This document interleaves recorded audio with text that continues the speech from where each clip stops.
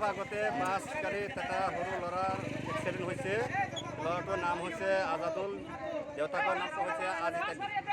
গাঁৱৰ নাম কি? গাঁৱটো চৌধুৰী ফাৰ্ম। কেনেকৈ এক্সিডেণ্টটো হ'ল? এক্সিডেণ্টটো কিবা শুনা পালোঁ, তাৰমানে কুকুৰে বোলে দৌৰাই আনি পেলাই ৰাস্তাত মানে হেৰি তাৰপিছতে গাড়ীটো স্পীডত আছিল নেকি? গাড়ীটো পূৰা স্পীডত আছিল। গাড়ী ক'ৰ পৰা আহি আছিল এইটো? গাড়ী এইটো গুৱাহাটীৰ পৰা সম্ভৱত আহি আছিল। গুৱাহাটীৰ পৰা অহা বাছ গাড়ী। চল্লিছ যোৱা ৰাস্তা। এইটো ৰাস্তাটোৰ নাম কি?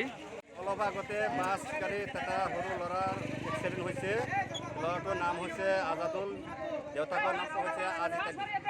গাঁৱৰ নাম কি? গাঁৱটো চৌধুৰী ফাৰ্ম। কেনেকৈ এক্সিডেণ্টটো হ'ল?